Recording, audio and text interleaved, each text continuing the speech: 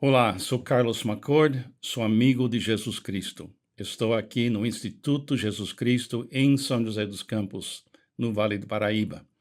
Eu espero que você esteja bem e pronto para mais uma leitura do livro O Caminho, escrito pelo E. Stanley Jones. Eu espero que você tenha acompanhado a sabedoria desse homem e ele tem feito na minha vida um impacto enorme na minha compreensão do que é ser cristão e permanecer em Cristo. Estamos em semana 45, semana 45, domingo, as marcas da igreja cristã. As marcas da igreja cristã. E ele quer que a gente leia primeiro Efésios capítulo 5, versículo 25 a 27, que fala do cuidado que temos que ter com a igreja. Versículo 25 diz assim: Maridos, ame cada um a sua mulher, assim como Cristo amou a igreja e entregou-se por ela, para santificá-la, tendo-a purificado pelo lavar da água e mediante a palavra, e para apresentá-la a si mesmo como igreja gloriosa, sem mancha nem ruga, ou coisa semelhante, mas santa e inculpável. Agora, que lindo, hein? Essa percepção que a igreja é extremamente importante e abandonar a igreja já faz um déficit em cima de tudo que a gente faz, porque precisamos dessa sociedade, essa igreja. Quais são as marcas da igreja? Vamos ouvir a voz dele agora. Estudamos na semana passada as marcas do cristão. Devemos agora dar um passo adiante e observar as marcas da igreja cristã, pois o caminho não é um caminho solitário. Isso é muito importante. É um caminho social. Ser é estar em relacionamentos. E os relacionamentos da igreja são os melhores do mundo. Deixa eu repetir. E os relacionamentos da igreja são os melhores do mundo. Se você anular a igreja hoje, terá que colocar algo no lugar dela amanhã, pois ela está enraizada nas necessidades do ser humano. Apesar das suas falhas, a igreja é a instituição que melhor serve o mundo. Ela tem muitos críticos, mas nenhum rival na obra da redenção humana.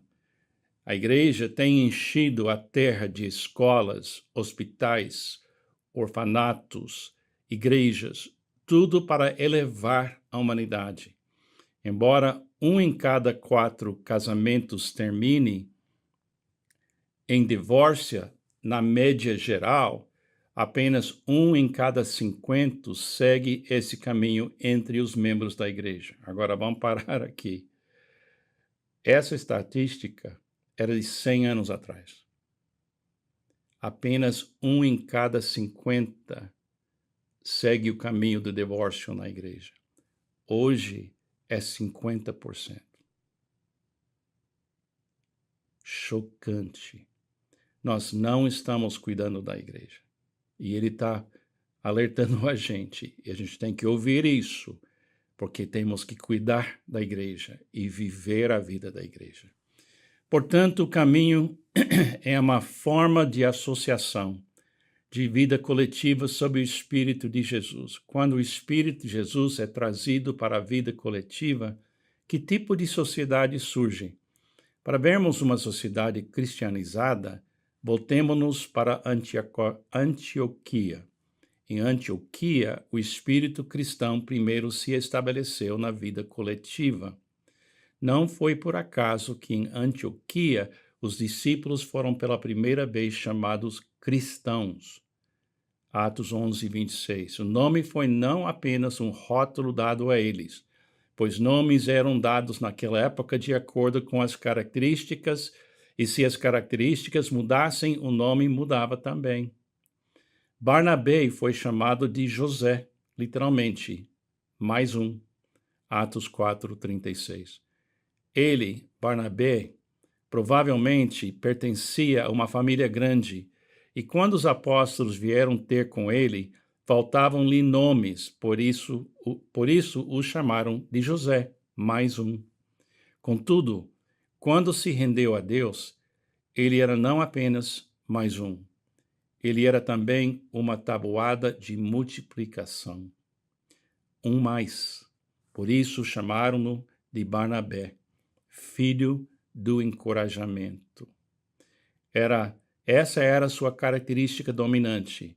Tiago e João, outros discípulos, antes de serem transformados, eram chamados Boanerges, filhos do trovão.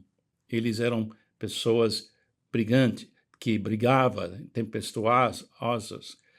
Essa era a característica marcante deles. Quando as pessoas viram os discípulos em Antioquia, só conseguiram pensar em característica, eram cristãos.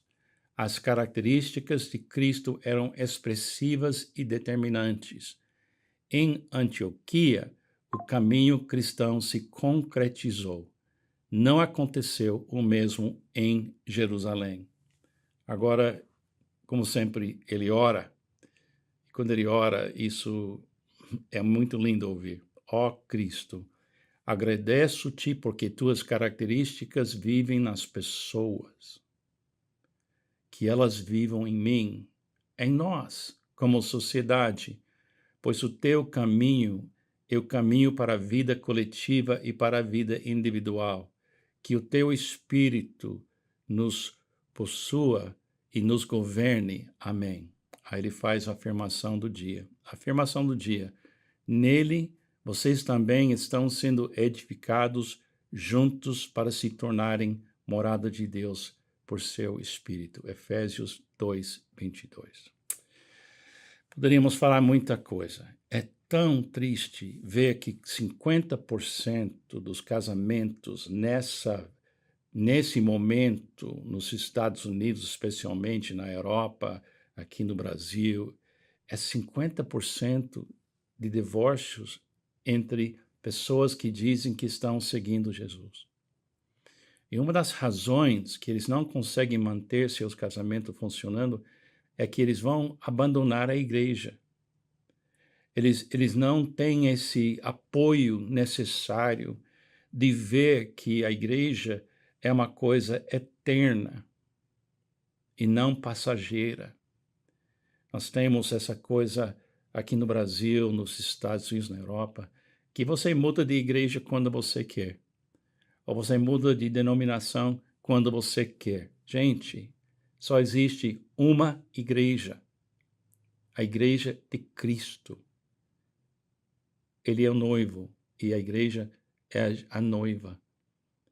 Para de pensar em mudar de igreja. Jesus já criou para você o apoio chamado a igreja. Participa, sabendo que você precisa estar no meio dessas pessoas que têm problemas e doenças e coisas que não fazem certo, mas não saia dessa importante relacionamento de igreja local, que é uma manifestação da igreja universal. Por favor, vamos baixar essa estatística. Vamos pedir para Deus faça a igreja uma linda manifestação do caráter de Jesus Cristo. Que Deus te abençoe.